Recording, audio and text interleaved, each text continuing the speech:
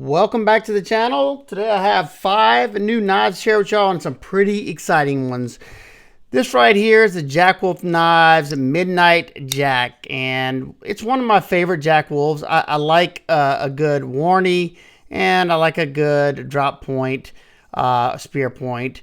They're just very versatile blade shapes. This is an excellent utility blade shape, and there was only one thing that can make this knife better, and now we have it. So this right here is the brand new After Hours Jack. This one just came in. Boy, oh boy, am I excited. Whenever he showed me this one, when he sent me a picture of it, I was in awe. This right here is the second locking Jack Wolf model. The first one was the Gunslinger, I think it is. And I'm glad this is the next model that I went with. I have this blue and white. It's either fat carbon or camo carbon. Blue, white, and black. Blue's my favorite color. Figured that only made sense. You have the large titanium bolsters with the triple flutes here. Large pulls on, long pulls on both sides. Bolster lock, blind screw titanium pocket clip, and to give it that traditional look, you have that full length titanium backspacer.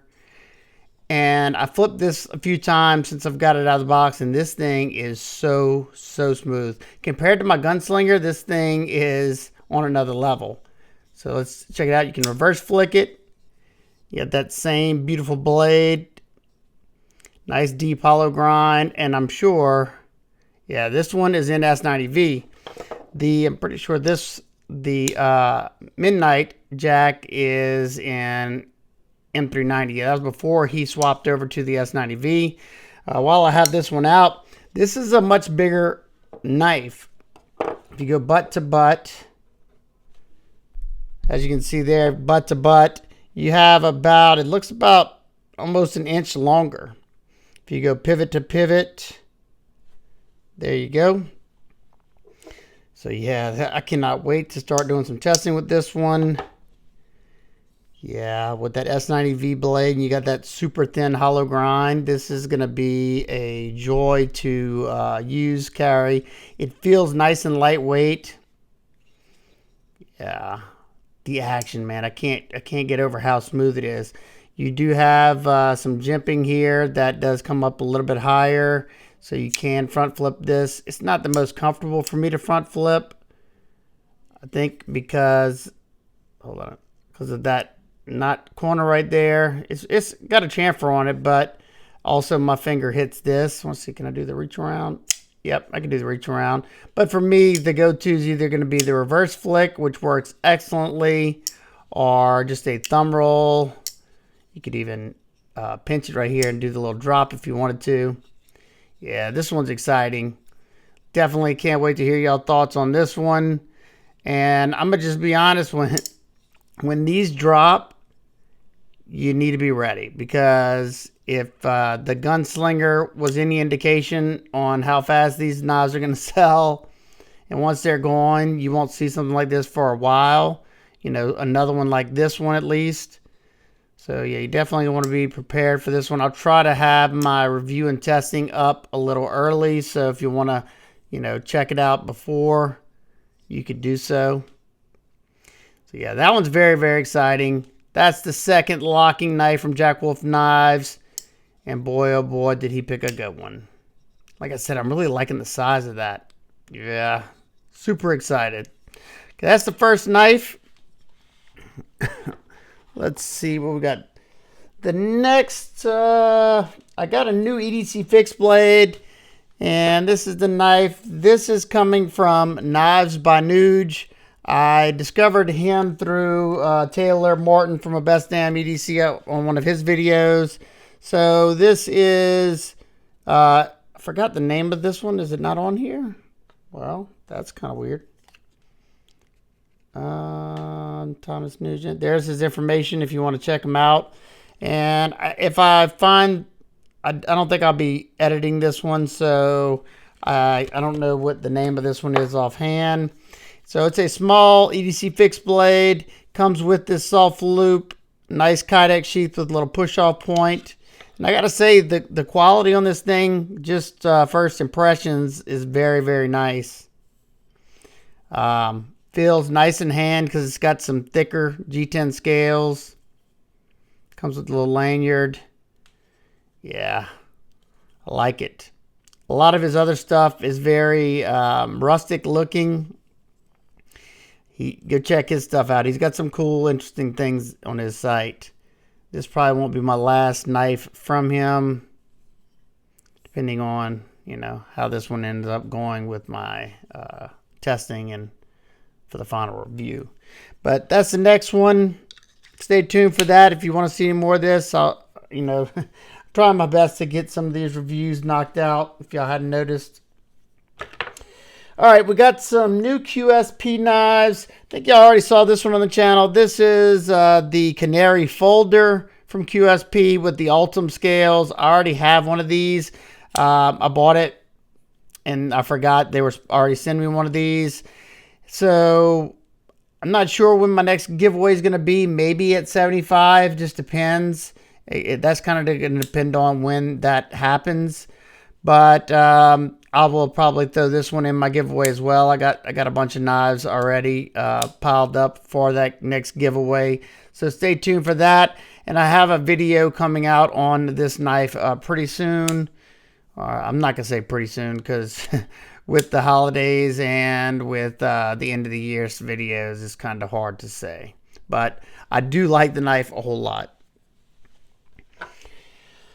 Next one is the new QSP Penguin button lock. So it's the, let's see, is it, I think it's almost the same size as far as the handle. This one might be a little bit longer than the original QSP Penguin. Man, this knife, this has been, you know, a staple in their lineup from the beginning. And this is what kind of got me interested into QSP. So this particular one, like I said, has the button lock and it has a flipper, unlike the original. I'm going to put this one up for now. You have the same pocket clip, except this one has countersunk screws. That's always good to see, unlike this one.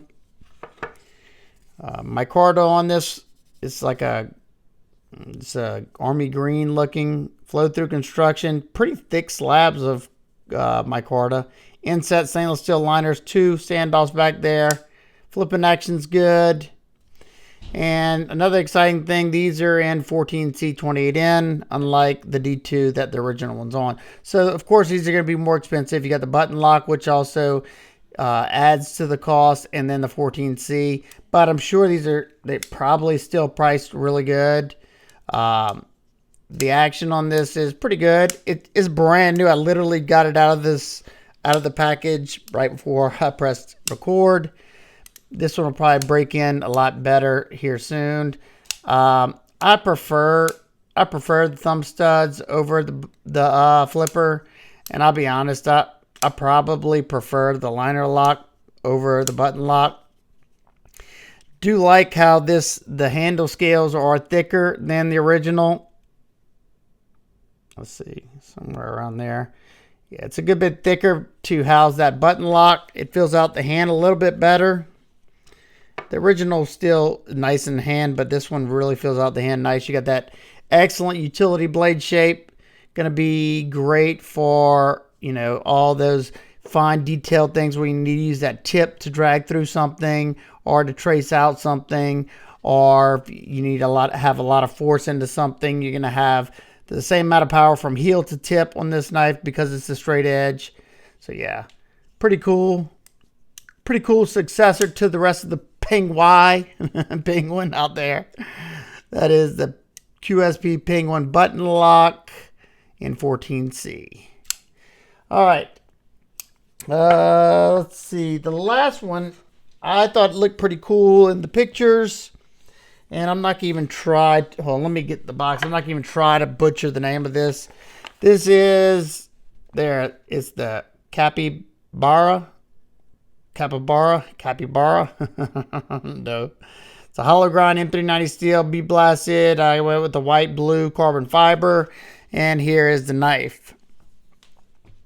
So you have the carbon fiber inlays. You got crown titanium backspacer, hidden lanyard post, milled titanium pocket clip with a little bit of milling on it. Is it contoured?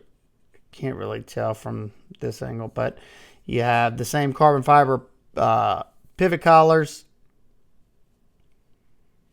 And you have these, instead of thumb studs, the thumb lugs, whatever you want to call these. And those are also that same carbon fiber. See how those work. You do have, let's see if it'll show. Yeah, you do have some texture there just from some step milling. So it does grip the finger. Oh yeah, it flips good. You can choke. I can choke up. Depends on if you have fat sausage fingers or not. I can choke up. That feels really good. Yeah, the scales are contoured. That feels really good in hand. I don't know the price point on these. I'm pretty sure they're out now. So I'll have to check that before the actual review. I can reverse flick it easily. Now that flipper is pretty low. It does have jimping there. It flips really well though. And I'm sure it's going to break in nicely once I've had it for a while. It said a hollow grind. It must be a very shallow hollow grind because it doesn't feel, you know, usually like on those Jack Wolf knives, you can tell it's a hollow grind by the dip it has right up in here. But this one, it must be a very gradual hollow. Now, it doesn't feel super thin or anything. I'll have to measure that before the full review. The edge feels good. So yeah, I'm interested to hear y'all thoughts on this one. Let me know which one of these knives, that does it for today. Let me know which one you'd like to see a review on first. Out of the QSP ones, let me know which one of these you want to see a review on first. You don't really have to tell me about this one. This one I'll have a set date anyway. The Jack Wolf After Hours Jack. Cool name. Successor to the Midnight Jack.